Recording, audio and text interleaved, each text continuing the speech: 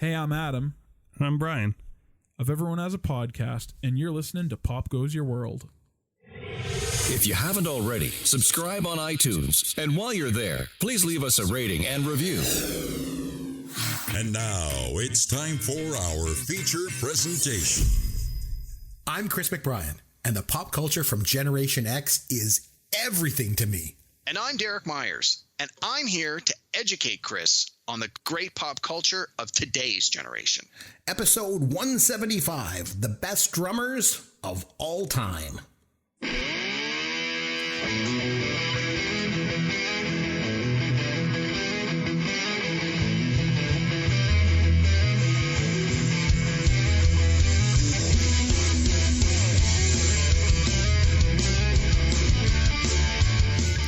Chris McBrien along with Derek Myers, and this, of course, is Pop Goes Your World, the pop culture podcast for the generations. Derek, how are you, my friend? Good, Chris. How are you doing tonight? Oh, I'm doing good. You know, we have something very special lined up this week. I mentioned on our last show that we were thinking of doing a top 5 list of the best drummers of all time. And I knew we couldn't do that topic without inviting our good friend and prolific drummer himself back here on the show with us. Ladies and gentlemen, back by popular demand, Yancy Eaton.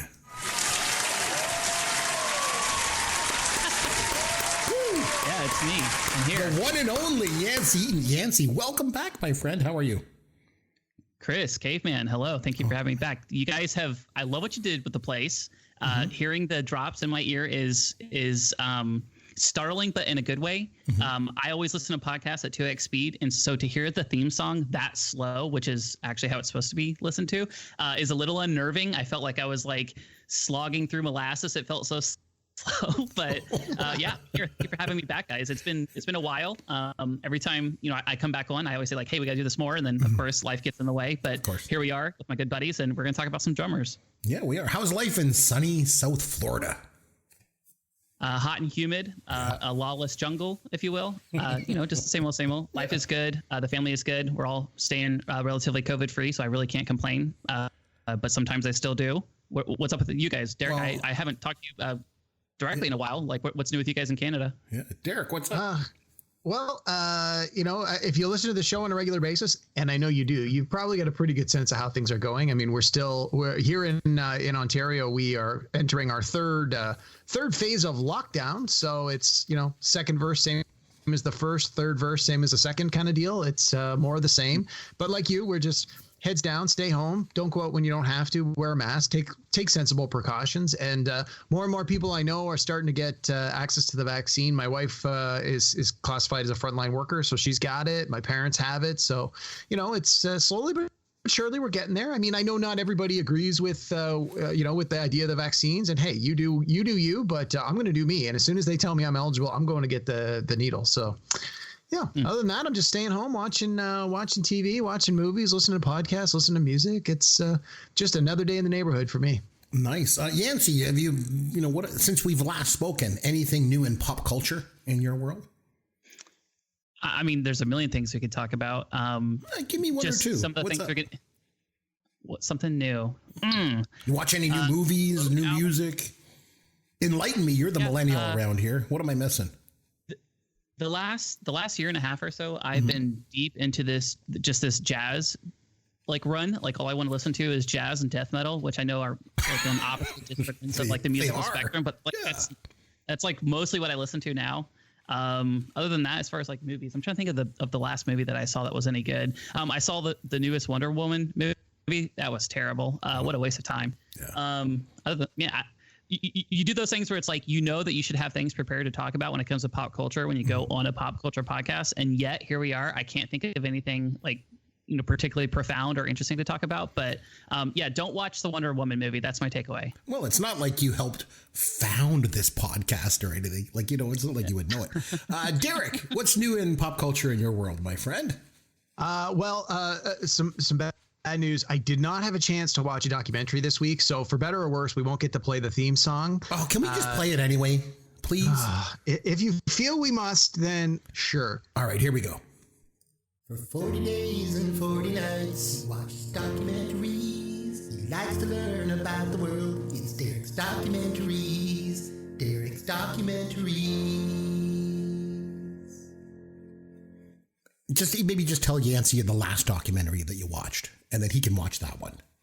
Oh, geez. I got to pull up my list. So let me talk about something else and come back while I'm pulling up the list here. Okay. So I had a chance, as I mentioned before, we have a lot of the various movie channels on our premium package. Mm-hmm. And one of the channels is called the Vault channel. It's like a retro channel where they play like great movies from the past. But we're not talking like Turner Classic Movie, like old classes. It's more stuff from like the 70s, 80s, 90s, and 2000s, but it's not necessarily the stuff you see on TV all the time. It's more the stuff that's like critically acclaimed, that's solid, but maybe isn't in like the forefront of pop culture. Not the kind of movies people like would say, you know what, I can't wait to sit down and watch this tonight. And so I've been able to get caught up on some older ones. And one of the ones that I recorded a couple of weeks ago and finally had a chance to watch for the very first time is the Best Picture nominee from 1988, Mississippi Burning. Chris, have you ever seen it? I have not, but I heard it was good. Yeah, Yancy, have you ever seen Mississippi Burning?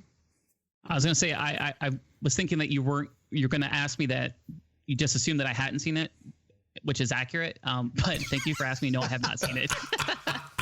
All right. So for those who maybe aren't as familiar, it came out in 1988. It was nominated for Best Picture along with, I want to say, 7 or 8 other Oscars. It was nominated for Best Actor, Best Supporting Actor, Best Director, Best Sound, Best Film Editing. It won for Best Cinematography.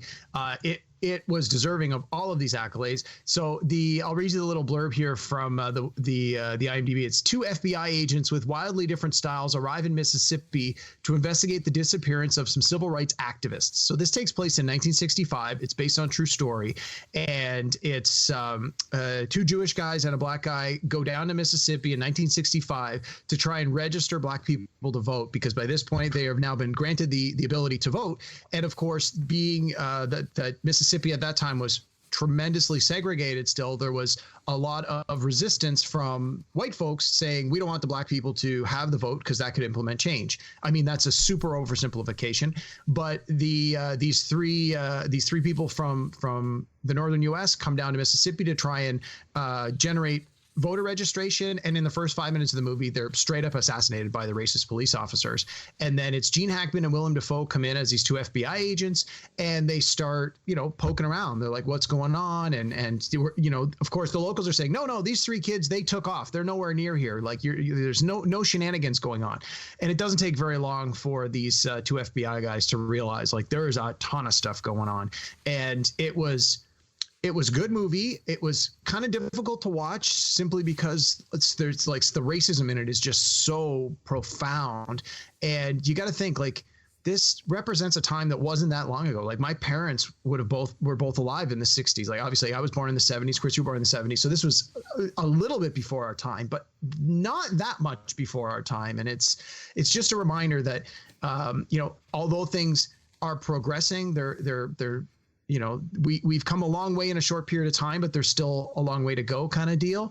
And the movie, you don't want to say, hey, it's this super entertaining film, go out and feel entertained, but I definitely think it's worth watching, and I would absolutely recommend people give it a go. But again, it's pretty heavy topic, so it's keep that in mind when you're watching it. The movie runs a little on the long side, it's about 2 hours and 10 minutes, but honestly didn't feel it dragged at all. I thought, I'll start watching it one night before I go to bed, I'll give it an hour, and I ended up just sitting through the whole thing. I couldn't stop watching it. It's riveting, and it was great. Gene Hackman, Willem Dafoe, Frances McDormand all put out some of their best work. It was fantastic. Now, I wanted to mention something if I could. This is a very special episode, and not just because Yancy is back joining us, for tonight, but Yancy, just for a little history lesson for anyone that might be new to the little show around here. You and I began this podcast back in July of 2016. And on episode 88, you had to say goodbye. Your life became too busy. And since we weren't exactly making $1 million on this show, life called you away. And that's when Derek stepped in. And he's been an amazing co-host. That goes without saying. Well, this is now episode 175. And that means that after tonight, Derek has now hosted the same number of shows as Yancy, 88 each.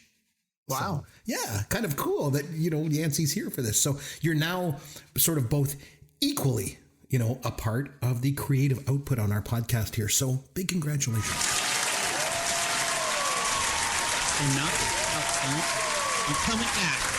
Nice. Now, of course, I've been here forever, but that's appropriate because I'm the old guy. And speaking of which, actually, Yancy, since you've been gone, I started to tap into my musical side, and I've been writing some songs. Oh no, he's really been missing out, hasn't he, Derek? Say it ain't so, Chris. Say it ain't so. I know where this is going, and I'm both thrilled and terrified at the same time. No, Yancy, I have a question for you. Since you're the resident millennial around here, I have a question for you. What does the term OG mean to you? Original gangster. Original gangster. Because OG means something a little different to me. And what better way to explain what OG means to me than through the gift of song? So here we go. Oh my God.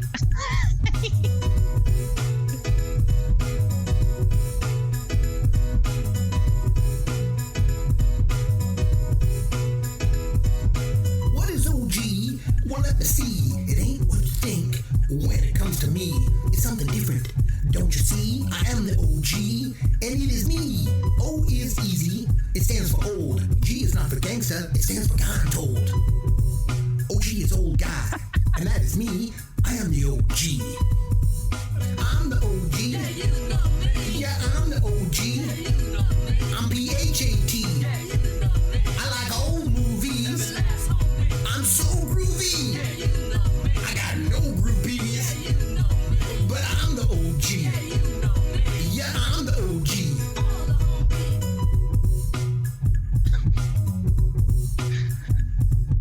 Oh gosh. Man, what do you think? I'm the OG. Awesome. I hate how much I love it. So Yancy, you hate how much you love it. Is that what I'm hearing? I hate that I love it so much. Derek, what do you think? I'm the OG. Oh, I'm crying. I'm laughing so hard. See what you've been missing, Yancy? I tell you. Oh my gosh. Chris, that was definitely the best one you've done so far. Oh, really? Oh, I'm glad that you liked By it. leaps and bounds. I'm awesome. a little surprised you didn't manage to work in Neck Full of Gold, but we'll forgive you. You've used that line in like 5 other songs, so it was time to give that one a rest. I was going to do it, but Neck Full of Gold doesn't rhyme with OG, so I just couldn't fit it into the lyrics. But Yancy, another thing, singing and songwriting isn't the only new thing around here, because I also do this. Here's your dad joke of the week. I figured since we're doing drummers that I should do a drummer dad joke. Now I have 2 of them for you because I ran them by my kids and they said the first one they didn't like, so they had to go with the second one. So I'm going to do 2, okay? So the first one, what did the drummer name his twin daughters? I don't know. Anna 1, Anna 2. Oh my God. Chris, are so good. you missed the easy follow up. You should have had the rim shot instead of the wah wah wah. Oh yes, of course. Oh God, I got to work on that. Come on, this is a drum show. Do your homework, man. I know. Well, so the next one that I have, because I have 2, because it's 2 for the price of one night when Yancy comes back. How many drummers does it take to screw in a light bulb? 1, 2, 3, 4. Gonna be Bands that should have been bigger. You're not talking about Prince. I'm talking about Prince. But Okay? Prince was bigger. He was like huge. By bigger, he means instead of playing a bar, they should have played like a minor league hockey arena. Yeah, exactly. A band that couldn't get 20 people at the Port Elgin Arena. He was always overshadowed by one person. Weird Al Yankovic. Well, that's kind of stupid. He's kind of right. I stand by what I said. Yancy, we love you, man. Okay, so this past Christmas, as I mentioned, was one of my favorite Christmases since I was a kid. As I mentioned, Santa brought me a Stream Deck, You know, we were talking about that before we came on the air. And so I believe in Santa again. It's so good. Oh, geez, Santa's great. And my wife and kids got me a new guitar amp. It's actually made its debut here on the show when I did the song Gen X is the Best. You remember that one, Derek? How could I forget? Yeah, that was a good one. Another thing that I got, though, was a set of drums. And I've spent the last 2 months or so trying to actually find the time to play these things. It's been really hard for me to find the time, so I've been banging on them a little bit here and there. And then I got thinking, Yancy, because it's right here. It's down here in the studio, the drums. I'm looking at them. They're right beside me. So, Yancy, since you're a drummer, I was hoping maybe you could give me a little bit of feedback on how I'm coming along so far. So, like I mentioned, I got the drum kit right here. So what I'm going to do is this. I'm just going to take off the cans and walk away from the mic for a second. I'm going to go sit at the kit. I'm going to play a little something for you. And then I'm going to come back and then hopefully you can give me some feedback. Does that sound good? All right. I'll indulge you. Yeah, Okay. I'm sure Hold on. Let me just too. take this off. Hold on. Let me get over here. All right. No matter how he is, tell him he's awesome. Yeah. He's very Bring sensitive. it on easy.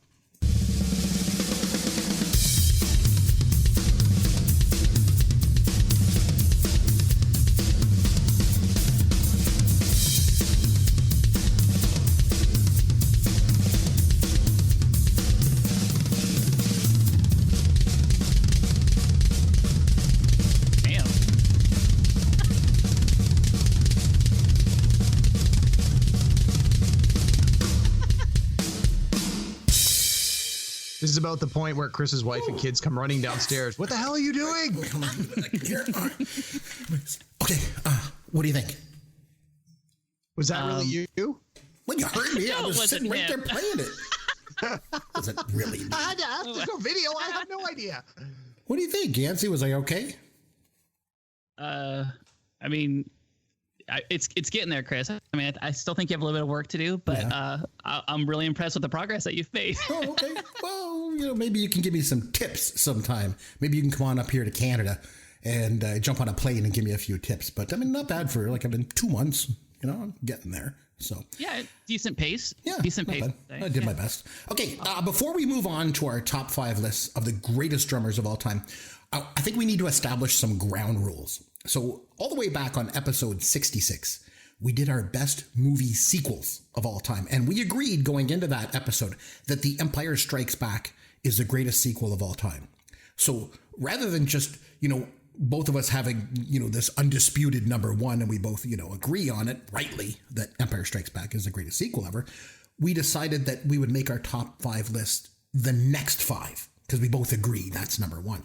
So now I should mention, we never share our lists with each other before we record. We don't really know what each other is going to come in with other than how we know the other person and kind of guess. But for the greatest drummers of all time, we were talking beforehand and we agree that Neil Peart is the greatest drummer who ever lived. And I should mention, for the greatest drummer of all time, people sure get his name wrong a lot. Like it's Peart, like like ear, with a P in front and a T at the end. Like not Pert, but Peart.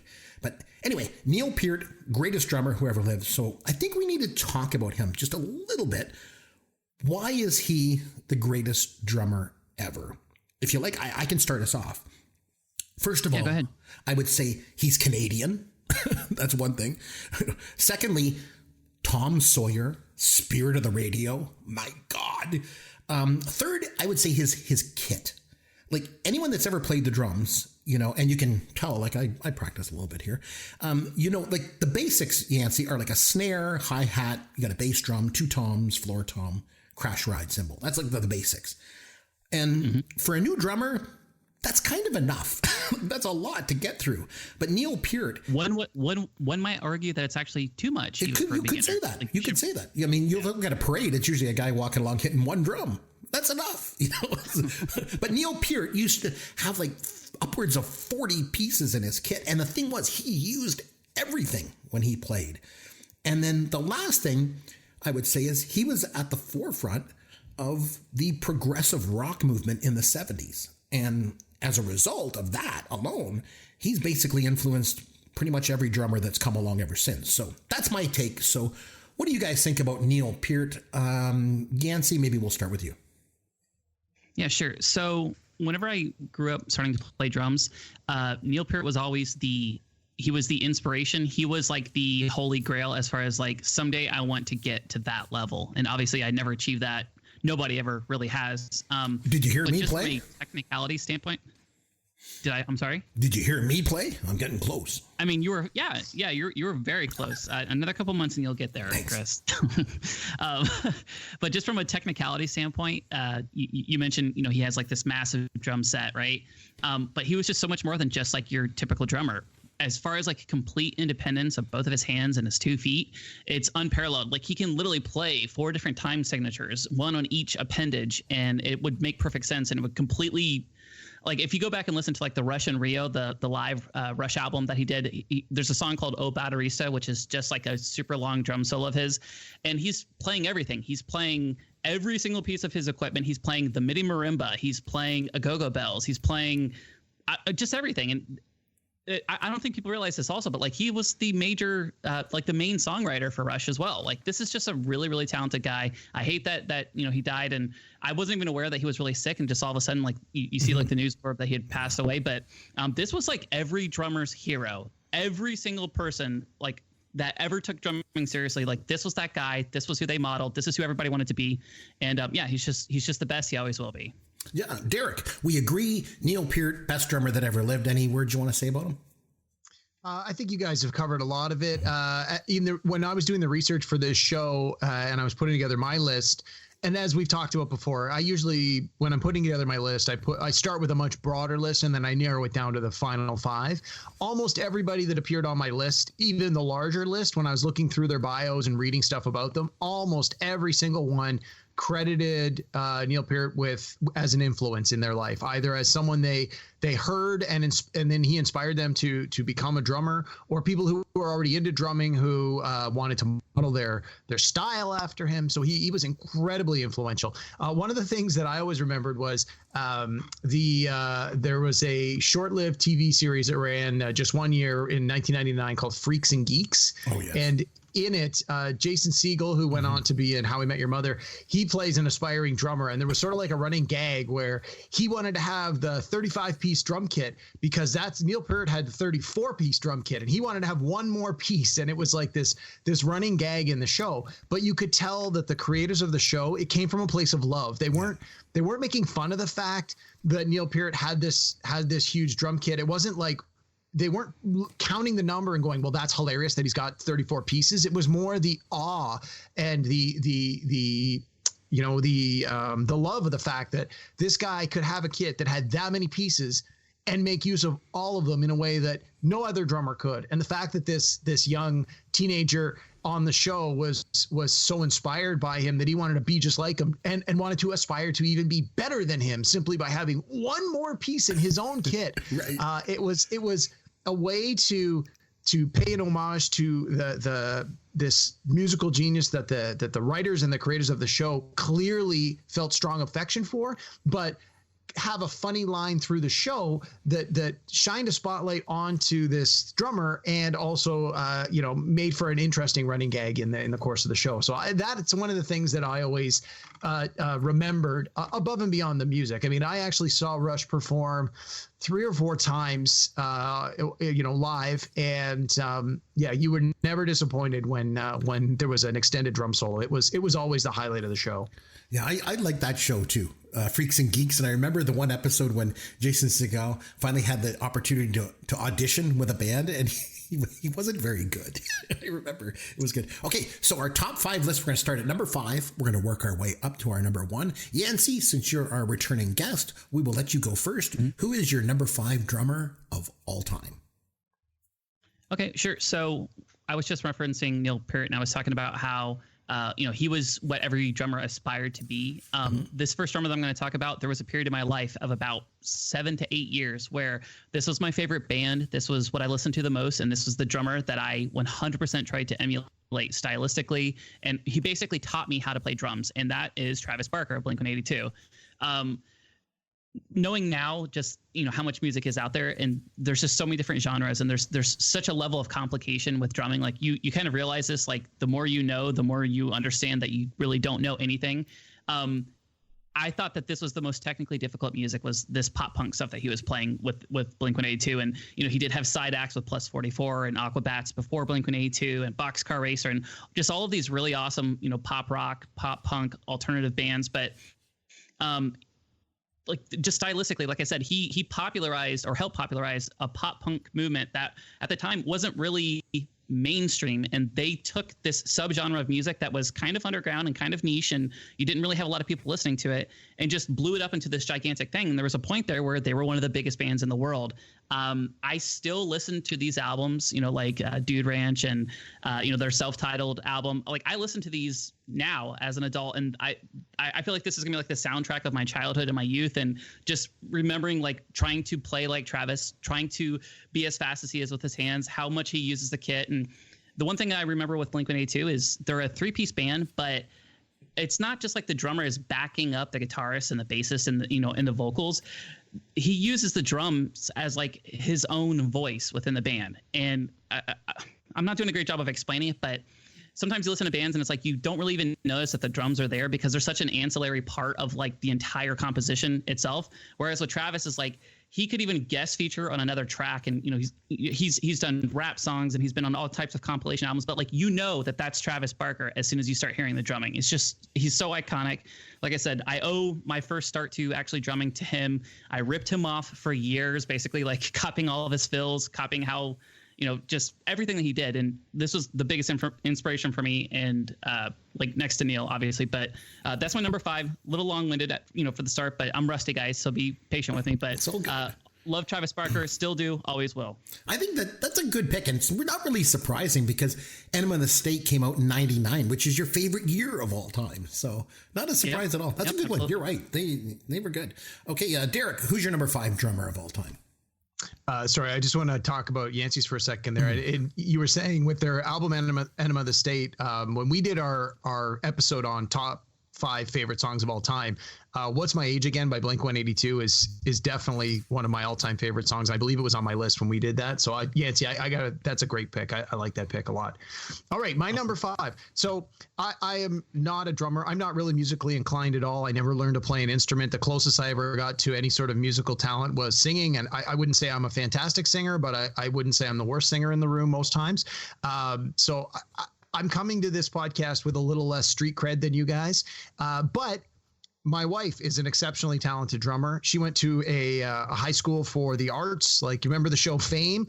Basically, that was the kind of high school she went to. So she plays cool. Yeah, she plays a bunch of music. Yeah, she plays a bunch of musical instruments. I mean, she doesn't really play many of them anymore just because of, where we are in our life. But the drums was always her number 1. And she used to tell us stories about for Christmas, many years in a row for Christmas, what would happen is her parents would rent a full drum kit, set it up in the garage, and she would have this drum kit at the house for the Christmas break. And she would just spend the whole week between Christmas and New Year's in the garage, banging away on the drums.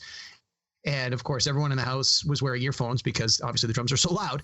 But that was a big part of how she, was able to keep up her skills. And then when she went to school, she learned to play a bunch of instruments. And even since we got together, she has played in a handful of bands where she's been able to continue to play drums on occasion. And so yeah, she schools me. She educates me on music in so many ways. But when I told her we were doing this episode on drums, she's like, "Oh, great, I can come on and talk." And I said, "Well, we kind of have already booked a special guest," and she was very upset that we excluded her. She started calling us out. She's like, "What is it, like all the boys club, no girls allowed?" I'm like, "Well, that wasn't why it ended up that way, but sort of." So I just want to give some credit out to my wife, Kay. She's an exceptional drummer, and she did help me with a few finer points on the list, although this list ended up being a lot more me than a lot of her. So in any case, long sort of intro to say that my explanations of my favorite drummers here are going to be pretty short because I really don't have the musical vocabulary to talk about it. I just want to say one thing, though. I just want to say, whenever we come out of this COVID fog, you're going to come up here. You and Kay are going to come up here, and we're going to hang out for a night. And me and your wife, we're going to get on the drums and have a drum off. I was just going to say, a drum off? Awesome. She'll probably beat me. But I don't know. You rewind this and listen to that, man. I'm not fooling around, man. But anyway, you're number 5. You're number 5. Okay, so my number 5 pick. Again, some of these picks, I think my top couple picks are going to be pretty solid, but my first couple, there's going to be some debate. So my number 5 is Tommy Lee from Motley Crue. Okay. And you think, Tommy Lee, like, really? Okay, so one of the reasons that I love Tommy Lee, I mean, I like Motley Crue a lot. They were one of my favorite bands growing up. I was into like that 80s metal thing. I love Van Halen. I love Motley Crue. Like that kind of music was what I grew up with. And I still go back to that. Like when we did an episode where we talked about like anthem music, like music that pumps you up and gets you all like, yeah, let's go. And Motley Crue does that so well, and largely because of the drums by Tommy Lee. But one of the things that I love about Tommy Lee is his showmanship. And I don't know if you've ever been to a Motley Crue concert or seen clips of a Motley Crue concert, but Tommy Lee, when he performs live, they hook up his drum kit into this apparatus, and it's like a crane where they lift the whole drum kit up like 10 feet in the air, and then they turn him completely upside down. And he plays a whole drum solo. Usually it's like anywhere from 5 to 10 minutes, completely upside down. And it's got the lights and everything else. It is a sight to see. If you go to, like, obviously they're not really performing anymore, but in the day, if you had gone to a Motley Crue concert and were not aware that this was something he did, I can only imagine how much it blew your mind to see it. Like it still sounded great. And you think, well, he's upside down. Like it's got to slow him down a little bit. No, if you had your eyes closed, you would never realize he was upside down. Like that to me is a true artist that can just be in the zone and like block out everything else. And over the years, the whole presentation of this got more elaborate. He did ones where he was on like a roller coaster track. Now, again, they weren't flying him around the roller coaster at 60 miles an hour. It was a pretty reasonably slow-ish pace because you don't want him to barf from motion sickness. But just the idea that, you know, a drummer is usually the guy who sits in the back. You have the singer and the lead guitars are up front, and the drummer is just in the back. He's usually on a couple of risers so he can see over everybody, but you can't usually, as someone in a live performance, you can't really usually see the drummer. Maybe you see their face and you see the sticks coming up a little bit.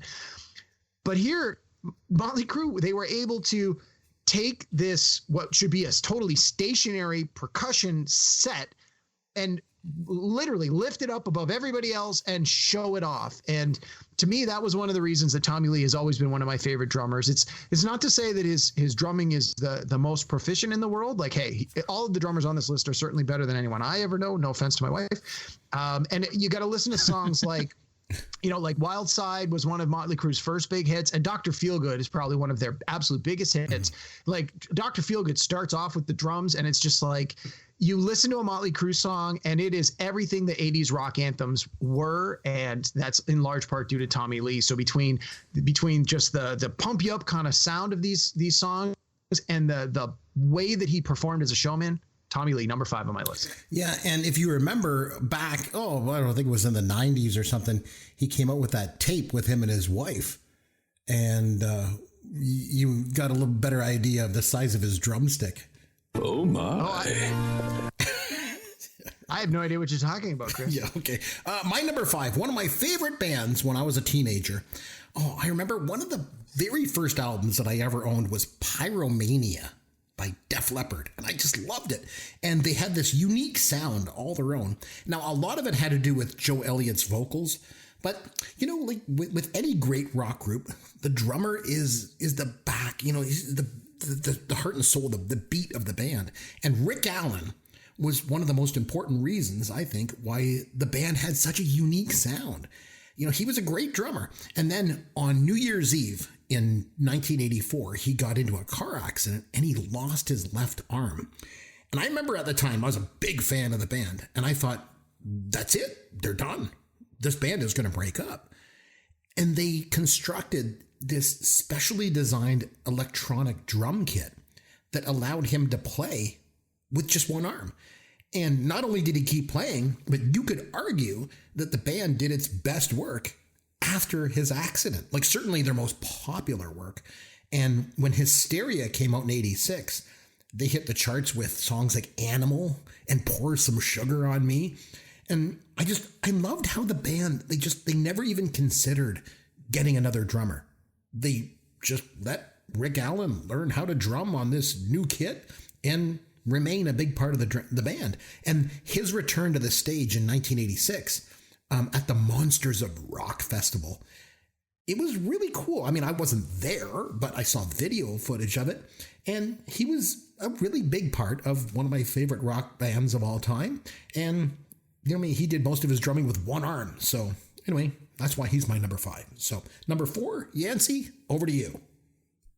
I just want to say real quickly, I read this somewhere about him because back whenever I first took an interest in drums, my mom and dad were like, hey, you have to listen to Def Leppard. And I was like, you know, and they're like, what do you think about him? I'm like, oh, he's great. You know, they're like, he has one arm. And I went into like this whole like rabbit hole of finding videos about him and learning like at one point he had 32 foot pedals on his drum set. Like it is a really, really cool story. I can't imagine possibly doing something like that with only one arm, but I mean, kudos to him. Like you said, like the band was like weirdly better after that accident happened to him. So that's awesome. Number 4 for me, we actually lost him recently, just like we lost Neil. And this is a musician that's not really known for being a percussionist. And this is a bit of, I don't want to say a cop out, but this is more of like an opportunity for me to talk about this person and like his career as a whole. It's Chick Corea. I don't know if you guys are familiar with him, but he is one of the greatest jazz pianists of all time. Not only that, but he was also a conductor, a composer. He did huge arrangements. He's been on literally hundreds of different people's albums and collaborations and singles. He's been nominated for a Grammy over 60 times, and he's won 25 of them. He was first nominated in 1976, and he actually won a Grammy in 2021 this year when he passed away. One of my favorite albums of all time is actually him playing the piano, but it's with him and Gary Burton, who's a vibraphonist. And I don't know if I've ever mentioned this on the show, but I'm actually a better marimba and vibraphonist player than I am a drum set player, just because that was my main instrument whenever I was in school. And, you know, that's what I played in college and stuff. But one of my favorite albums of all time is with Gary Burton and Chick Corea. It's called Crystal Silence, if you guys can check that out. It's one of the most beautiful albums ever recorded. But long story short, Chick Corea has one of the longest careers. We're talking about like, you know, he worked with Miles Davis. He worked with, you know, I mentioned Gary Burton, all of these different hip hop musicians, and he worked with Prince, and he worked with Michael Jackson, but always kind of never one of the biggest artists around, and, you know, kind of was always, you know, acting as like a support artist, you know, and the main pianist, but also just from a drumming standpoint, like I said, he was doing all of these arrangements for some of the most popular albums of all time and would oftentimes play on these. We're talking about like albums, you know, bebop albums from jazz of like Dizzy Gillespie and Charlie Parker and, you know, Horace Silver and Lester Young. Like I said, I've been on a major jazz kick this last year, guys. Like this is like, it was just kind of like serendipitous that he happened to pass away like when I was like deep into the throes of his catalog. But if you guys go back and look, like I said, he was one of the pioneers of jazz fusion and like avant-garde jazz, where you're adding in all of these like really different,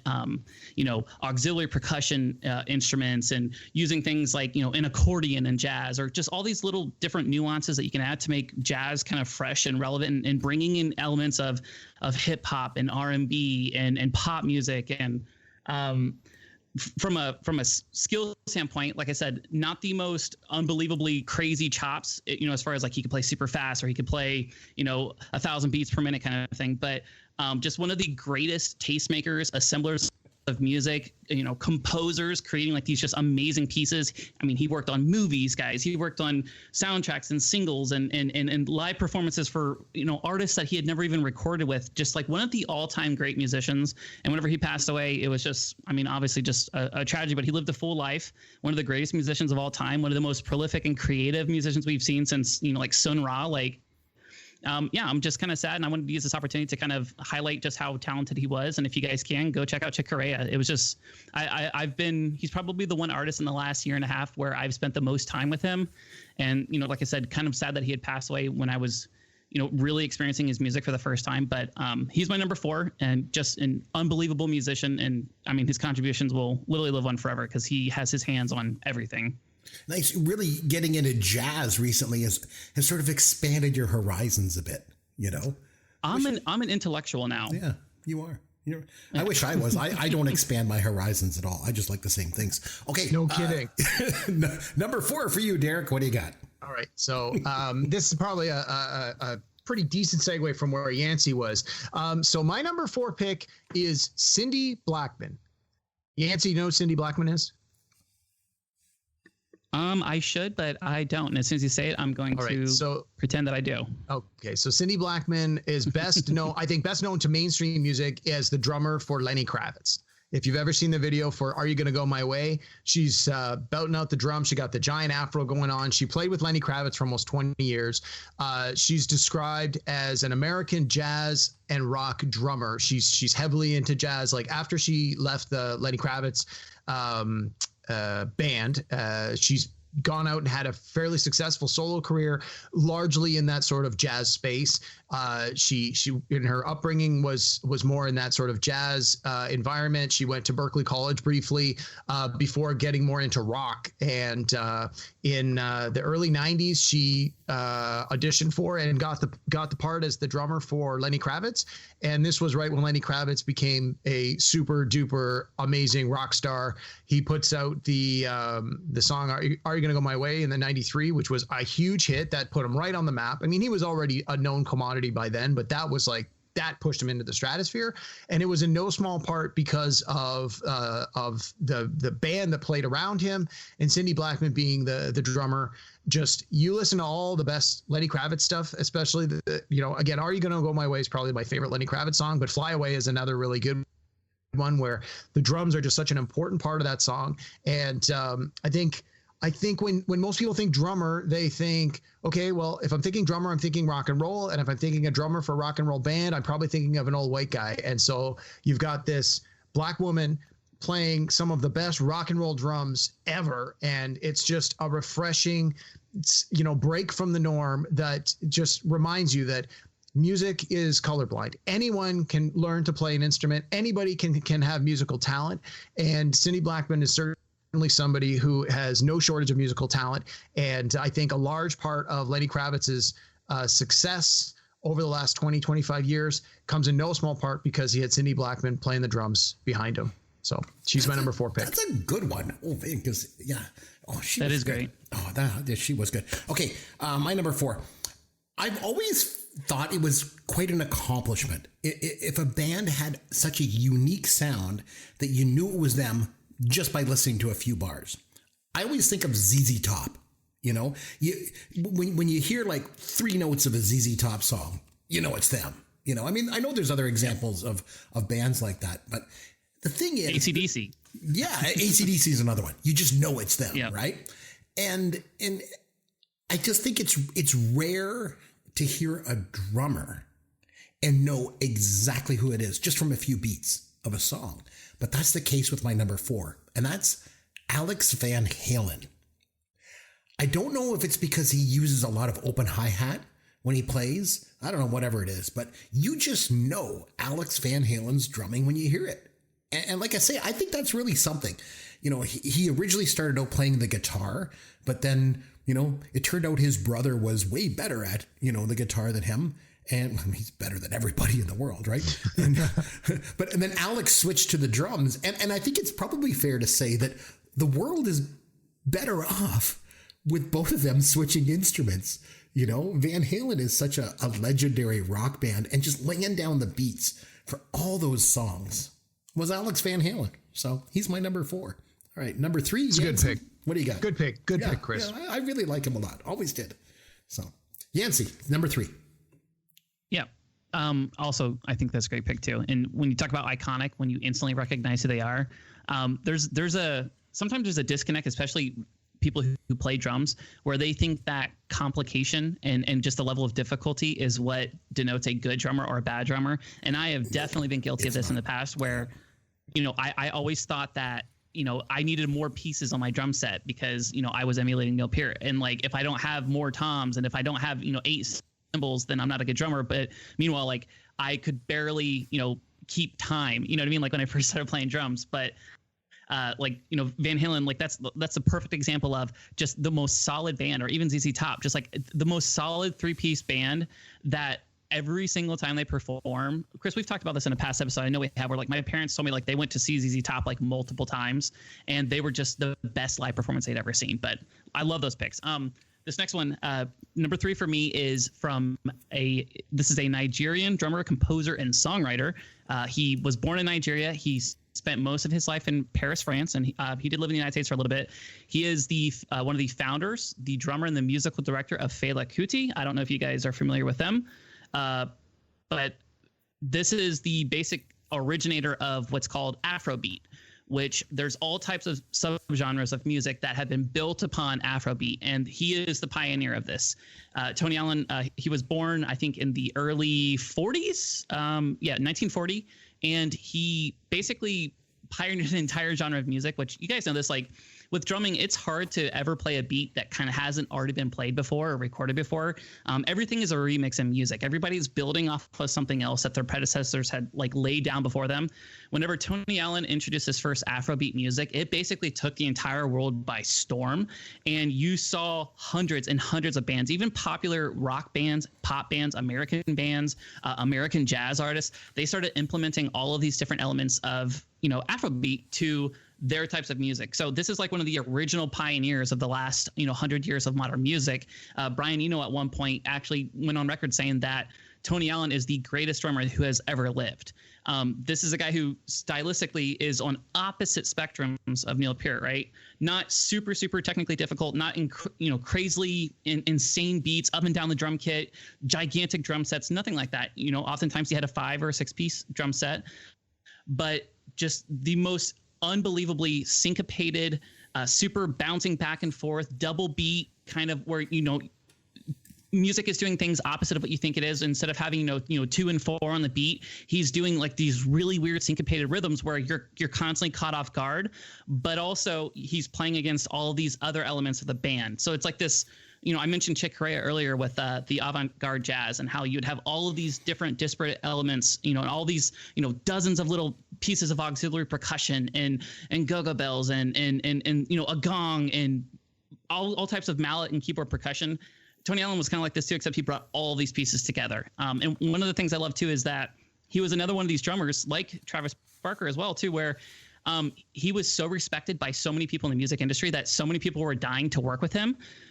To where like you would see like even people like the Gorillaz and Blur and pop artists and Michael Jackson work with him. Like everybody wanted to work with Tony Allen, and he was recording music up until his death in 2020. So this is another artist that we recently lost too. But just one of the most prolific. You're gonna hear me say that word a lot tonight because that's kind of like my mark for somebody who's truly impactful is like you have to have a big body of work.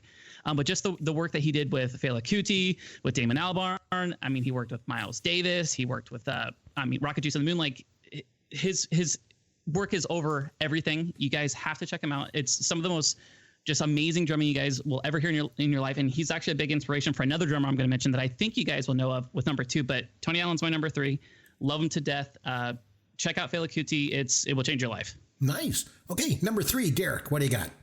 All right, my number 3, my number 2, my number 1 are going to be like the greatest hits of the greatest hits. I don't think there's going to be a lot of surprises coming up here, and I don't think I'm getting a lot of arguments on these 3 picks. So my number 3 pick is Stuart Copeland, best known for his role on the band The Police. So again, he was very good. Not being a musician myself, I have a few quotes here that I pulled when I was doing a little bit of homework. For those that maybe don't know a little bit about his background, he was the child of a diplomat. So he actually grew up in the Middle East. I believe his father was a diplomat and traveled a lot in the Middle East. And he credits that to being part of the reason that it accounts for a lot of his musical influences. It wasn't that he just grew up in America hearing American music. It was he grew up in different parts of the world and was exposed to different sounds and cultures, and that broadened his horizons and allowed him to be such a creative artist in his own right. So one of the things here that I wrote down is someone quoted, they said, Copeland is considered to be a master of the syncopated beat and has a strong emphasis on groove. I'm not really sure what that means, but it sounded impressive. So hopefully music people would agree with that. Groove is very important to a drummer. Yeah. Yeah. So obviously, as a member of the Police, he had a lot of. The Police as a band had a huge number of hits, and certainly some of the songs they had that had substantial drum riffs were things like Every Little Thing She Does Is Magic, Message in a Bottle, Roxanne, all songs where the beat, the drum, the what he does with the drumming is not just straight up let's just keep the beat. It's a very important part of the song. And as we were just talking about with ZZ Top and with Blink-182, when you're in a musical trio, it sort of gives each member of the band a little more room to do their thing. And this was certainly a good example of that, where Copeland as the drummer was able to really show his chops more. Since the band broke up, he's actually been a prolific musician. He has gone on to do composing. He does music scores. He's done operas. He's done ballet. So he's clearly a very talented musician in his own right. And obviously, but he broke onto the main stage and became a household name as a member of the Police. He also, when I was looking up a lot of these people on my list, I looked up like, what is their best work as a drummer? And a shocking amount of people like in the industry said that they felt some of his best work was when he played drums on the song Red Rain by Peter Gabriel, which I had no idea he did. And then, of course, I went back and listened to it and I'm like, wow, that was exceptionally impressive. So that was a little TIL for me when I was doing the homework. I will also mention sort of lastly here, he was inducted into the Rock and Roll Hall of Fame as a part of the Police in 2003. So my number 3 pick, Stuart Copeland from the Police. Oh, that's a good one. He is a great drummer. So one of my favorite bands of all time is the Canadian power trio of Triumph. And I knew, I swear, the moment you invited me onto the show, I knew this was going to happen, just like this. When Yancy used to be on the show, I mentioned Triumph every second or third show. Let's be honest. It got to a point where they were so in my head that I would, if I didn't know a trivia question, I would just say Triumph. Therefore, I'd be remiss not to mention the drummer from Triumph, and that's none other than Gil Moore. The first concert I ever saw, I was 14 years old, and I went to see Helix open up for Triumph. And this was during Triumph's Thunder 7 tour. And then in the middle of their set, Rick Emmett does this 10-minute guitar solo, and pretty self-indulgent, I guess you could say. But I was a guitarist, so I loved every second of it. But then he goes off the stage and Gil Moore comes back on just by himself. And he does this 10-minute drum solo. And, for my first concert ever, I didn't realize this is kind of popular for bands to do this sort of thing. So I was just blown away by how good he was. And then when the band broke up in the early 90s, he really concentrated on his side gig. And he was the founder and the owner of one of the most famous music recording studios in the world. And that's Metalworks Studio. It's in Mississauga, Ontario, Canada. And everyone from the Bare Naked Ladies to David Bowie, Guns N' Roses, even your favorite musician of all time, Yancy, Prince, recorded there. He recorded Musicology in 2004. And Gil Moore he's like a musician's musician. And he was backing one of the best progressive rock bands of all time with Triumph. The guy's a legend in the music industry, and he's my number 3 drummer of all time. So, number 2, Yancy, what do you got? Number 2 for me, that's another great pick too. And also, I love the Police. I think they're one of the weird, underrated bands of all time. I think they're in the Rock and Roll Hall of Fame. I'm not sure, but yep, 2003. Doesn't it feel like another band that should have been much bigger than they were? I know they kind of broke up and shit, but really good band. So my number 2, I toyed with making this my number 1 behind Neil, obviously our real number 1, but just for the sake of the show. It is a German band member. I'm not sure if you guys have ever gotten into this, but are you guys big fans of krautrock at all? Do the Scorpions count? Yeah, for sure. Yeah. No, I have no idea what that is. Okay. It's basically just a German style of progressive rock, right? Okay. So the band I'm talking about is Can, and the drummer is Jaki Liebezit. So it's pronounced Jaki. He's only done a handful of interviews, so you rarely see his name spoken out loud, and you rarely see people chanting his name when he's on stage. So it's kind of hard to pronounce his name correctly. And in preparation for the show, I realized I actually didn't know how to fully pronounce his name, so I had to look it up. But like I mentioned, he was the drummer for the krautrock electronic European free jazz band Can, who is another band that I've come into be quite fond of, later in my life like this. He is popular for pioneering what was called like the metronome style of drumming. And Caveman, I don't know if you know what a metronome is. I'm not trying to, talk down to you or anything, but I do. It's just like a tapping device that keeps, time. It's digital. It's perfect. Even the best drummers in the world, we all have like this tendency to, every so often we have like just a microsecond here or there where we're off. Either we're rushing a little bit or we're dragging a little bit. And he was such, from an internalized the tempo standpoint, he was so incredibly great at this and such a tight drummer that, like Chris, you mentioned, like, the drummer is literally like the backbone of the band. He literally holds everything together. He sets the tone. He sets the pace. He makes sure that everybody's really staying in line. The band has nothing without time, and the drummer does. You're dead on arrival if you can't play in time. So his music stylistically, it is like I mentioned, I have become completely obsessed with this because these riffs sometimes, if you might say that some of his stuff is a little, repetitive, but a lot of drumming is repetitive. But what he's repeating over and over again is a beat that is very, very unorthodox, especially for, conventional Western rock and roll. And he's basically using jazz beats and super syncopated, chopped up rhythms and repeating them over and over again, and then subtly layering over them as the music progresses. So it's basically like this buildup of music. This guy is so incredibly talented, guys. I cannot tell you how many times every time I'm listening to a song, I'm just focusing on the drummer most of the time, and I'm trying to understand what he's playing, what he's doing. If the time signature switches, like I feel it like in my bones because I'm constantly internalizing the tempo in my head. There are so many Can songs with Yancy drumming where I don't know what time signature it is, and the entire band though is just seamlessly performing it together, and it's just I don't even know how to explain it. I mentioned before with Chick Corea about how he played just a multitude of instruments. Yancy was the same way. He was one of the main songwriters for Can. He played the drums. He played the double bass. He played piano. He played saxophone. He was a lyricist for the band. Like one of just the craziest, weirdest composers, on every single person's album you can possibly think of for the last 50 years. I mean, he worked on ambient albums with Eno. He worked on, krautrock and electronic music. He was working on dubstep albums as late as like 2015. Just a really, really talented guy that, like I said, I've just become obsessed with his music. Some of these beats, these fills, how he carries a song. I don't even know how he does it. And like I said, his bandmates would always talk about how he would keep time with them. And this sounds like something so simple, and I keep harkening on it, but like the ability to keep time masterfully is like literally the difference between just the upper echelon, absolutely elite drummers and just like an okay drummer. You could be super technically difficult and not keep time, and you're a worthless drummer. And his band members literally called him like the robot, like a half man, half machine, just because like he was so technically perfect.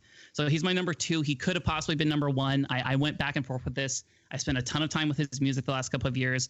Yancy, rest in peace. Amazing musician, amazing drummer. That's my number 2. And great points all around, because the drummer's job is to keep time. Page 1 of the rule book. You can be, really great at doing drum solos and playing like crazy, but if you cannot keep time, you're not doing your job. That's the whole point. Yep. Okay, number 2, Derek, what do you got? All right.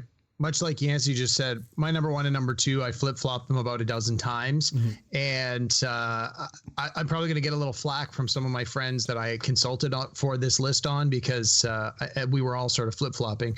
My number 2, I'm going to go with Dave Grohl. So Dave Grohl, as I'm hoping people know, was a drummer for Nirvana. He's the founder of the Foo Fighters. He's also done work with Queens of the Stone Age and Them Crooked Vultures, along with a number of other bands. He's a jack of all trades. He drums, he plays guitar, he sings, he composes, he writes the music. He's the full package when it comes to music. Like, he is one of my all-time favorite musicians, and he does it right. And every time you see an interview with him, he just seems to have such a positive attitude. He always he just always comes across as a kind of person where you're like, that guy really just knows. He has it together. He knows what he's doing. Whether or not that's true, that's how it always seems to come across in the media. As far as his musical talent, I think most people especially younger people are going to know him best for Foo Fighters because that's where he's been for the majority of his musical career. And with the Foos, he's the lead singer, he's the lead guitarist. So you don't necessarily think of him first as a drummer, which is why I didn't put him as number one, because I think he's awesome, but I think the category is drummer. So I had to save the spot for the one I actually put into number one.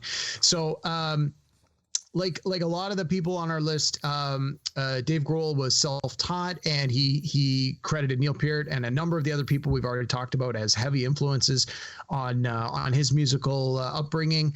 And just like where Tommy Lee was sort of a good example of a rocker from the 80s, Dave Grohl is an exceptionally, if not, he's an exceptionally good example of a rocker from the 90s who has certainly had longevity.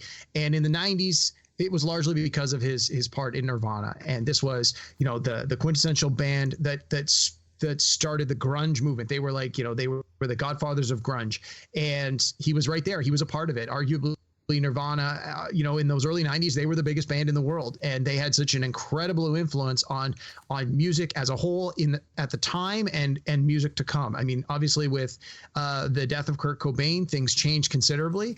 But until then, Nirvana was, they were huge, and largely that was because of Dave Grohl and his part of it. Again, here's another musical trio. I didn't realize how many of these ones on my list were musical trios.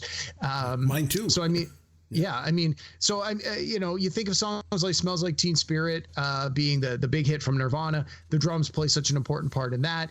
And then with Foo Fighters, although Dave isn't the drummer now, the drummer is Taylor Hawkins, who in his own right is an exceptional drummer.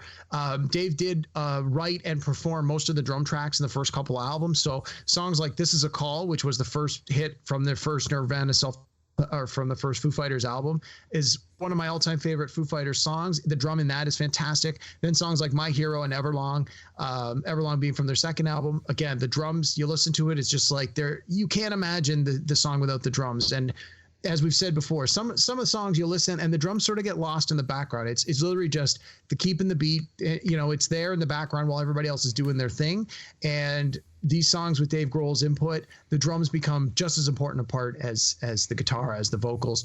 And he's truly a jack of all trades, and he's hopefully gonna continue to perform and continue to put out new music. We had a chance to see the Foos when they came through Toronto area a couple of years ago, and it was one of the best concerts I've ever seen. It was again, there's another band that knows how to put on a good show, and even when they perform live, although Dave does most of the singing and the guitar, they do a stint where he does go in and play drums. So it's always nice to get that little treat that even though that's not his primary instrument now, he does still keep his skills up. And he has performed as the drummer on a number of these other projects, as I've mentioned. So he's still got the chops. And as with the Police, Grohl is a member of the Rock and Roll Hall of Fame. He was inducted as a part of the band Nirvana in 2014. So my number 2 pick, Dave Grohl, could have easily been my number 1 pick, but I'm going to put him at number 2. A good pick. And we mentioned earlier about groove. And the best way I can explain groove, Derek, is, in the past we've talked about, I've said it's not how you play something, it's not what you play, it's how you play it, on a guitar and things like that. That's what the groove is. And Dave Grohl's a good pick because his groove was so great. It was how he played things. The other thing too was Dave Grohl had really good drum fills, very unique drum fills. Oh, he was so good. Okay, my number 2. I felt I needed to go with someone who was not just a great drummer, but someone who was really influential as well. So one of the earliest of the heavy rock bands, maybe the most influential of all time too, was Led Zeppelin. And John Bonham was maybe one of the most influential drummers in rock and roll history. I mean, his style was unique. It featured a lot of speed. And he hit the drums really hard, and he just had a feel for that groove, like basically no one else. He died in 1980. He famously died from choking on his own vomit after this days-long bender that he was on. But he was such an important part of the band that rather than carry on without him and just get a new drummer, they quit. They disbanded after he died, which, is really in stark contrast to some bands like AC/DC, for example. They just kept going on and on. They find replacements for all the people in the band. Led Zeppelin knew that the band without John Bonham was not Led Zeppelin, so they called it quits. And they did the right thing, I think. He was influential, he was great, and he's the second greatest drummer of all time, according to me, at least. So, number 1, Yancy. Who do you got? This should be good. Yeah, just very quickly, Bonham is another one of those, like right up there on like the Mount Rushmore of greatest drummers of all time. I left him out there for you just because I assumed that one of us of the three would be talking about him, but that's not to say that he doesn't deserve it. One of my favorite like little factoids about John Bonham is the song Kashmir. I remember, like I mentioned to you guys, like I'm trying to internalize the tempo and find the time signature, and I'm trying to play along with every song that I'm listening to. And when I first started like really paying attention to music, and I'm listening to Kashmir, and I'm like, wait, what is the time signature? And it's just I couldn't figure it out, right? And it's a slow song, it's not super fast, but then you end up finding out that it's because he's playing a 3/4 time signature, and the rest of the band is playing 4/4. Yes. So he only lines up with them like once every like 24 counts or 28 counts or something. I'm like, damn it, like, you know, like that level of musicianship, like to even think to do something like that, to compose a piece like that. He was just super creative. And you want to talk about like really like very original fills too. That's Bonham, like absolutely. But my number 1 is I would bet my entire family's lives that you guys have never heard of this this drummer, and you know, and that's fine. And that's the flair that I bring to Pop Goes Your World, right? Of course. This is this is the drummer for the longtime technical death metal band. They are from New Zealand, and his name is Jamie St. Murat. It's Merat. I believe it's French. This is a band that is described as extreme technical death metal, and it's like avant-garde post-metal. You want to talk about we referenced before how like being simplistic, but being able to keep time, that is the most important thing, right? This is on the opposite spectrum of that, where this is a person who, from a technicality and difficulty standpoint, is literally one of the greatest drummers of all time. And very few people know of him. Very few people have listened to the band. Obviously, if you guys, you know, hang around the same circles that I do online when it comes to like music forums and you know, metal blogs and stuff, these guys are basically royalty. But this is a drummer savant. We're talking about some of the most technical, extremely nauseating, disorienting, unbelievably difficult stuff to play. Time signatures jumping all over the place. You know, splitting up beats and riffs between the guitarists and the bassists and the drummers, all blending seamlessly. I mean, blast beats, elements of blues and jazz, but at hyper fast speeds. Then he slows it down. Then he's all over the floor. He has a gigantic drum set, so tons of instrumentation, but insane composition, insane just technicality. I could never play one of the songs that he plays end to end if I practiced every single day for the rest of my life for 8 hours. This is how incredibly amazing this guy is. There are videos of him live, and he has the foot cam on the bottom, and you know, he has the overhead cam, so you can see his entire set, and you can kind of see like how he's moving around the set. And this is one of those guys where it's not even just that he can play so unbelievably blazingly fast. It's the fact that he can chop up a beat and divide it into so many different hits in one beat that it's hard to grasp your mind around it. I would not recommend this band to basically anybody unless they kind of give me an inkling of, hey, this is the type of music that I listen to. But I don't even want to say the album cover because you guys are going to laugh, but their most recent album that came out in 2020 won all kinds of underground, you know, awards and accolades. It's called Stare Into Death and Be Still is the name of the album. And his drumming, like I said, is an absolute masterclass. They've been doing this since I think 1996 or 1997. I can't stop listening to it. The level of skill here is just unmatched. It's unparalleled. He is the most technically proficient, greatest drummer I have ever heard in my entire life, outside of Neil, of course. And I just wish more people were into extreme technical death metal because he is the man. So Jamie St. Murat, he is number 1.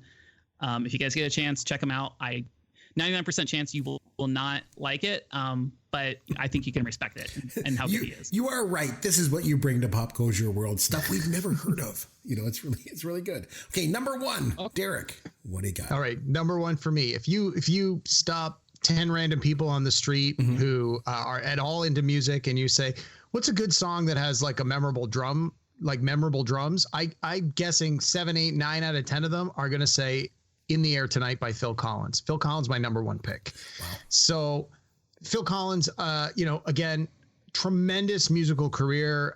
Started with Genesis as the drummer, and then when Peter Gabriel left as the lead vocalist for the band, and they were like, who are we going to get to step in to be our lead vocalist? Eventually, they just decided to go with Phil Collins. Again, oversimplification. If you want to read all about it, you can. And then the band continued on. So unlike what you were just saying with Led Zeppelin, they decided to keep the band going, and arguably some of their best stuff came afterwards with Phil Collins as the frontman, but while still being the drummer. And he then went on to have a tremendously successful solo career, while for a little while still doing Genesis. It was one of these situations where it wasn't the band broke up, so he took off on his own. It was one of these situations where everyone in the band had their own ideas about things to do. So it's like, let's take a little break and go do some solo projects. Okay. They all did their thing. They all came back. They did some more Genesis stuff. Then they not broke up, but went away, did their own thing, came back. So he's incredibly prolific through the late 70s, 80s, and even into the early 90s. Like the sheer volume of stuff he put out was ridiculous. One of the things I read here was between 1984 and 1990, so 6-year span, he had a string of 13 straight US top 10 hits. And that would have both as Phil Collins and with Genesis. And I think we can all agree that In the Air Tonight is one of those iconic songs. When people are putting together a list of like the best rock songs or the best classic rock songs, this song always seems to creep into the top 20, and rightly so. It's unlike anything you've ever heard. The drum work in this song is revolutionary. It was so different, and it inspired so many musicians that came after it. There's videos online now where young people are exposed to music from previous generation, and it's reaction videos where you watch people listening to classic songs, well, classic from their point of view, that they've never heard before, and we get to watch the reaction. And some of the best ones are when they show old classic rock, and there's a couple for In the Air Tonight where they play it, and you can see the young people like groove into it. They're like, okay. And then when it comes in with the drums, like halfway through the song, you get the drum intros, and it's just like people blows their mind. It's not the way a typical rock song would be composed, to have the drums in the forefront as the lead, basically the lead instrument in the song. And again, Phil Collins with his drumming and his skill and his songwriting, he was able to do that. He was able to put the drums into the song in a way that really just emphasized it. By a total fluke, I was listening to, so I have Sirius XM radio, and one of the programs they have is every week they do a count on their 80s channel. They do a countdown of the top 40 songs from this week in a particular year in the 1980s. And I was listening to the one between our last episode of Pop Goes Your World and this episode. One of the shows I was listening to was from the early 80s. I want to say it was 82 or 83. And the song that came on was I Don't Care Anymore by Genesis, which I know the song. I hadn't heard it in a long time. And it came on, and I was like, wow, the drumming in this is, again, it starts with all drums. And I thought, this is perfect. This is just icing on the cake, because I knew I was going to have Phil Collins on this list. I knew he was probably going to be in my top 3. And again, it's this both as a solo performer and with his part in Genesis, just the drum work is fantastic. One of the things that again, not a musician, so I'm quoting from some of the things I was reading, is this was in one of the articles. Collins has established his signature gated snare drum sound. I don't necessarily know what that means, but it sounded impressive, so I wanted to throw it in there. Hell yeah.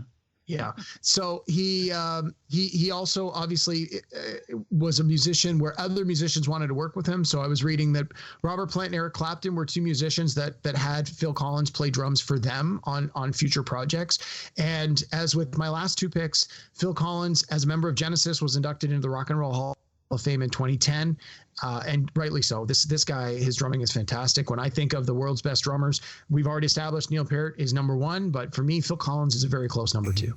That's great. Are you guys enjoying yourselves tonight?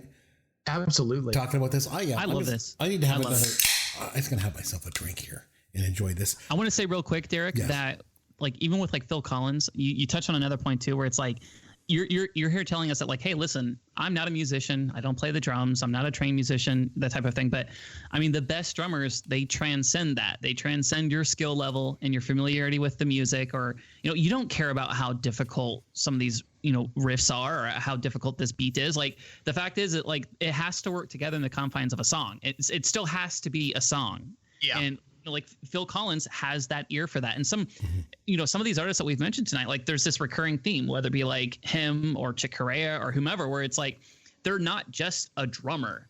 There's like this cliche around bands, and Chris, I'm sure you're familiar with this, but like they like to make fun of the drummer as like he's basically like the moron of the band. Like that that's like a thing that gets thrown around, right?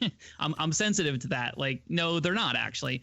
But like in reality, talking about Neil Peart too, like the drummer is oftentimes the most technically proficient and can play the most instruments. He has his hand in writing the songs, writing the compositions. Like they're a lot more involved, and they can do a lot more outside of just playing that as a primary instrument. Like even like we mentioned, Dave Grohl, like all of these people, like that's the common thing. It's just like in baseball to bring a parallel to our old show that we used to do together, Chris, or Mr. Fantasy. Like it's like how catchers always end up being managers because they're the one position on the field that gets to see everything because they're facing the opposite way and they have so many different things that they have to think about and manage. It's like that with the drummer. That's why you see so many creatives be drummers and they end up having such crazy careers and they have their hands on all these different, avenues and different projects and stuff because they are inherently super creative. Okay, if I was to ask you guys, what is the greatest band of all time? Derek, we'll start with you. What would your answer be? Well, I think I know where you're going with this, so I'm just going to step right into it. I think the answer is the Beatles. Yancy, what do you think? Greatest band of all time. What do you think? No, it's not the technical death metal band from New Zealand, like I just said. No. I mean, I'd probably have to say the Beatles too. That's fair. And you know what? You'd both be right. Because the greatest band that ever was, the greatest band that ever will be, is the Beatles. And Ringo Starr is my number one. And I know there's the old joke. There was one time John Lennon was asked if, someone asked him, is Ringo Starr the best drummer in rock and roll? And he answered by saying that Ringo Starr wasn't the best drummer in the Beatles. But it was just a joke. Ringo wasn't just a great drummer providing the beat to the greatest band ever. He had a likable personality. I mean, this guy sang Octopus's Garden. He was in the movie Caveman, for crying out loud. And his name was freaking Ringo. I mean, I know it was really Richard Starkey, but Ringo Starr is just such a great stage name, if there ever was one.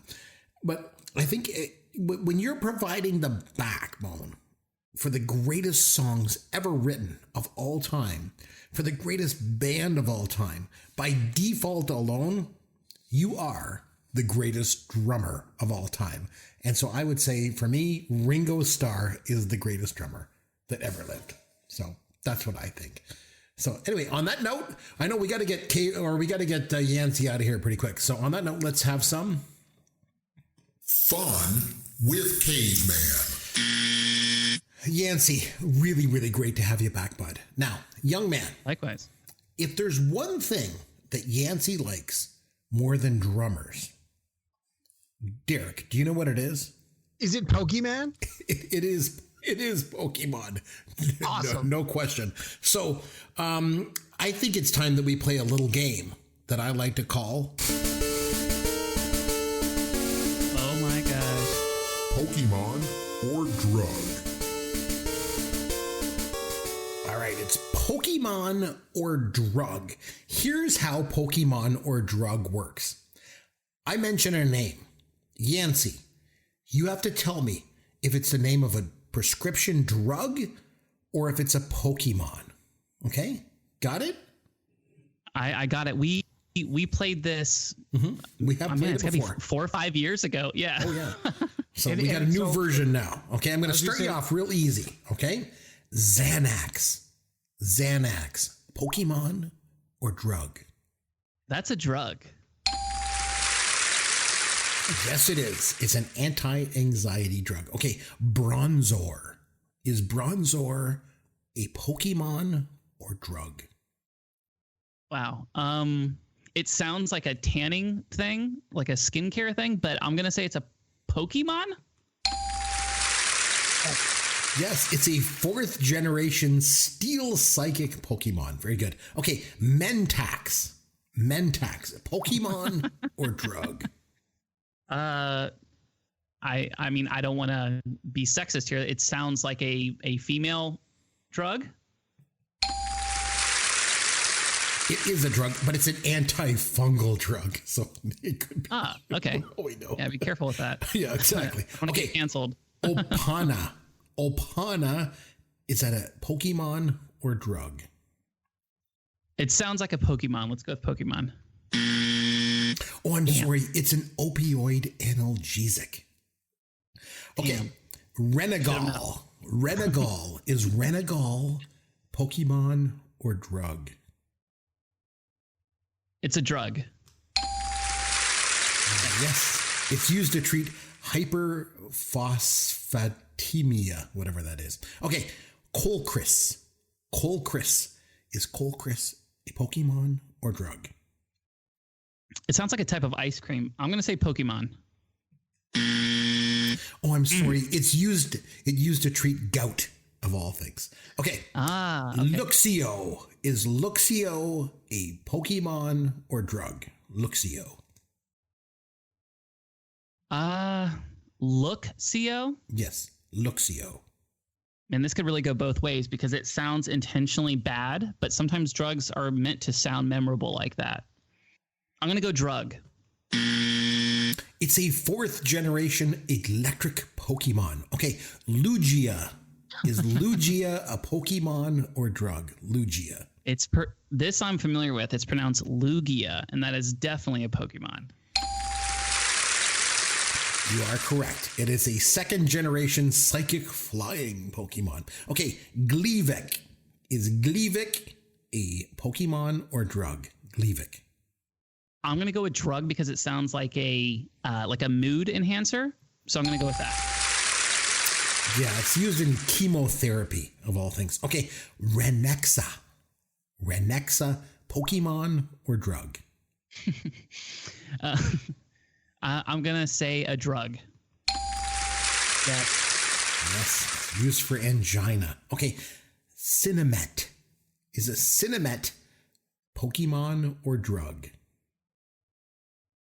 Pokemon. Oh, I'm sorry. It's used to treat Parkinson's disease. Okay, Bibarel. Is Bibarel Pokemon or drug? Bibarel. Bibarel. I'm going to say Pokemon. It is a 4th generation normal water Pokemon. Okay, Hytrin. Is Hytrin Pokemon or drug? It sounds like a water type Pokemon. I'm going to say Pokemon. No, it's used to reduce high blood pressure, of all things. Zybrom. Is Zybrom a Pokemon or drug? Zybrom. Oh, gosh. It sounds like something off a Zoolander movie. It's with an X. Zybrom. I'm going to say it's a drug. Yeah. It's an anti-inflammatory drug. Okay, Avalox. Is Avalox a Pokemon or drug? My first guess was Pokemon. Let's go with Pokemon. Nope, it's an antibiotic. I'm sorry. Lutira. Is Lutira a Pokemon or drug? I'm going to say it's another psychoactive drug. Used for birth control, of all things. Okay, Aeron. Oh, wow. Is Aeron a Pokemon or drug? Aeron. That's definitely a Pokemon. Definitely. Yeah. 3rd generation Steel Rock Pokemon. Okay, Maxalt. Maxalt a Pokemon or drug? Max Salt? Maxalt. Pokemon. Nope, used for migraines. Sorry. Okay, Protonix. Is Protonix a Pokemon or drug? Okay, this almost sounds like a trap because this sounds literally like a patented drug, like a name brand drug. I'm going to say drug.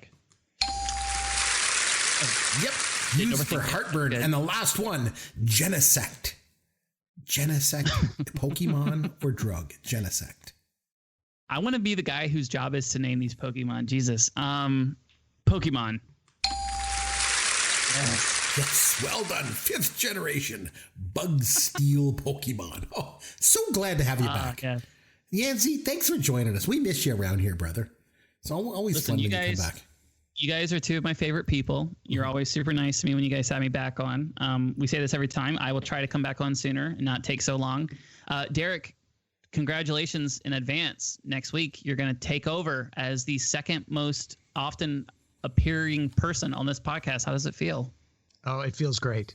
Poor guy has to put up with me and all my singing and songwriting. Yancy, the door is always open. You're always welcome to join me and Derek anytime you like. You know that, brother, right?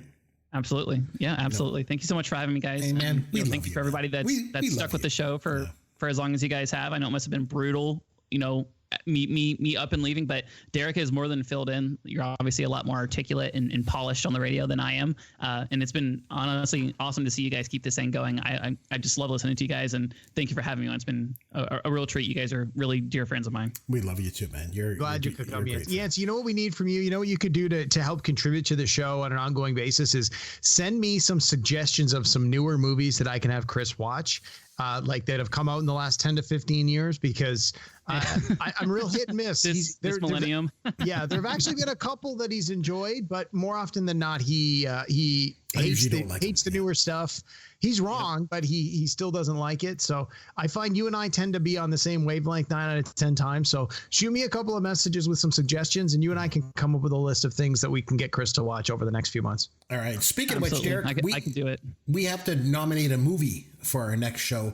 Do you have something that you'd like me to watch, or would you like me to? You know what, Chris? I think if you're good with it, if you want to give me a pick, let's do it that way, and then I'll try and find a through line to connect it to the following week, and then the next time we do movie reviews, I'll pick first if you're okay with that. I tell you what, we're going to go back in time to 1981, okay? And not only are we going to go back, we're going to go back and have some fun together, okay? So the movie I want you to watch is the B-list star-studded car race movie, The Cannonball Run.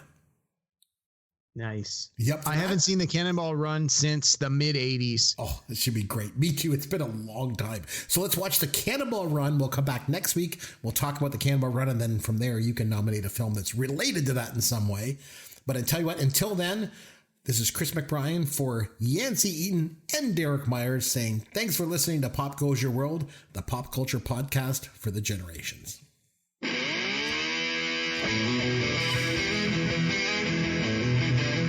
Thanks for listening to Pop Goes Your World. You can contact Chris and Derek at popgoesyourworld.com. Please take a minute and review the podcast on iTunes or wherever you download and listen to the show.